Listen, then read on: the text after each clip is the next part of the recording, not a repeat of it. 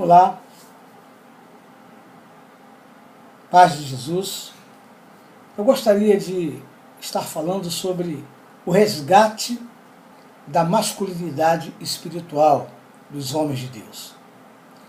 E gostaria de citar um texto que está na carta do apóstolo Paulo, 2 Timóteo, capítulo 1, verso 7, que diz o seguinte: pois Deus não nos deu o espírito de covardia, mas de poder, de amor e de equilíbrio. Muito bem, queridos. A igreja, nesse contexto, precisa de homens, mas o tipo certo de homens, homens que sejam destemidos, corajosos e ousados. Afirma-se que a igreja necessita de avivamento e de um novo movimento do Espírito de Deus. E o próprio Deus sabe que precisamos dessas duas coisas. De homens corajosos, destemidos, mas que sejam homens cheios do Espírito Santo de Deus. Todavia, ele não haverá de avivar criaturas irracionais. Ou seja, Deus não encherá com o seu Espírito Santo os animais, os bichinhos. Por mais que nós amamos, ele não encherá do seu Espírito os nossos bichinhos de estimação. Portanto, a igreja suspira por homens que consideram-se sacrificáveis nessa batalha da alma. Homens que não sejam amedrontados pelas ameaças de morte, porque eles já morreram para as seduções desse mundo. A igreja precisa de tais homens, e esses homens estarão livres das compulsões que controlam os homens mais fracos.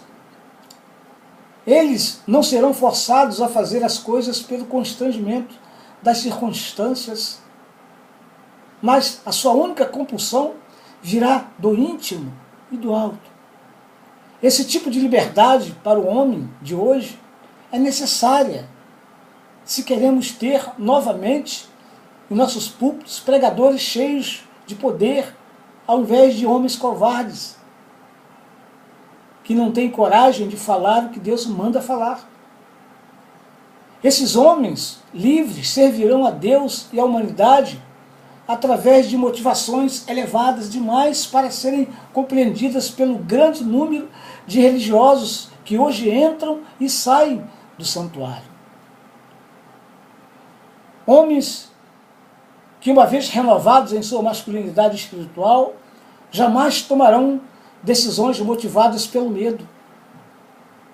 Não seguirão nenhum caminho, impulsionados pelo simples desejo de agradar a esse ou aquele, a falar o que as pessoas gostariam de ouvir somente. Eles não ministrarão por causa de condições financeiras,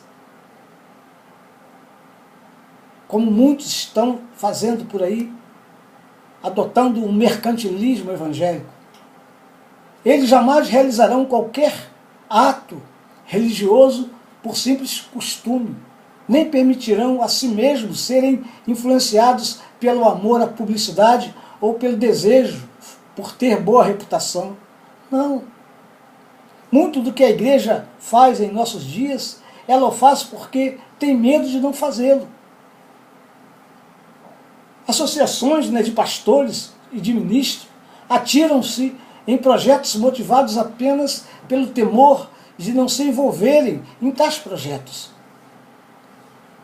Sempre que o seu reconhecimento motivado pelo medo, do tipo que observa o que os outros dizem e fazem, acabam os conduzindo a crer no que o mundo espera que eles façam.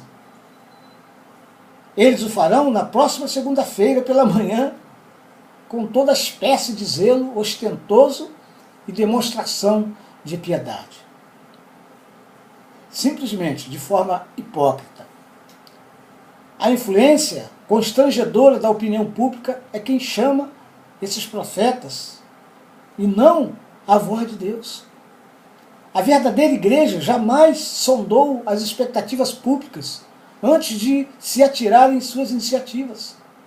Seus líderes ouviram da parte de Deus e avançaram totalmente independentes do apoio popular ou da falta desse apoio. Eles sabiam que era a vontade de Deus e o fizeram, e o povo os seguiu. Às vezes, em triunfo, porém, mais frequentes, com insultos e perseguição pública. E a recompensa de tais líderes foi a satisfação de estarem certos em um mundo errado. Outra característica do verdadeiro homem de Deus tem sido o amor, tem que ser o amor. O homem livre que aprendeu a ouvir a voz de Deus e ousou obedecê-la, sentiu o mesmo fardo moral que partiu dos corações dos profetas do Antigo Testamento, que esmagou a alma de nosso Senhor Jesus Cristo e arrancou abundantes lágrimas dos olhos dos apóstolos. O homem livre jamais foi um tirano religioso, nem procurou exercer senhorio sobre a herança pertencente a Deus. O medo e a falta de segurança pessoal têm levado até mesmo a homens que se dizem de Deus a esmagarem os seus semelhantes debaixo dos seus pés. E esse tipo de homem tinha algum interesse a proteger, alguma posição a assegurar. Portanto, exigiu submissão de seus seguidores como garantia da sua própria segurança. É triste saber disso, mas o homem livre jamais, ele nada tem a proteger, nenhuma ambição a perseguir, nenhum inimigo a temer. Por esse motivo, ele é alguém completamente descuidado, a respeito de seu prestígio entre os homens. Ele não quer ser destacado, ele não quer receber destaque pelos homens, mas pelo próprio Deus. Se o seguirem, muito bem. Caso não o sigam, ele nada pede que seja querido ao seu coração. Mas quer ele seja aceito, quer seja rejeitado, esse homem de Deus continuará amando o seu povo com sincera devoção, e somente a morte pode silenciar sua terna intercessão por eles. Sim, se o cristianismo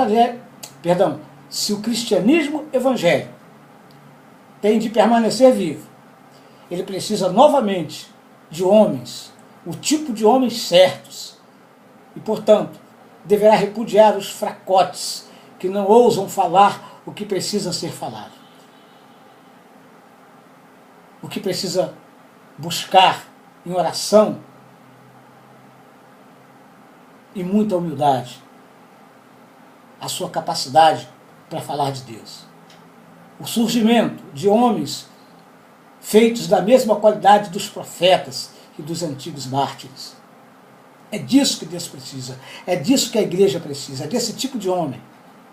Deus ouvirá os clamores do seu povo, assim como ele ouviu os clamores de Israel no deserto, no Egito. Haverá ele de enviar libertação aos homens. E ao enviar libertadores,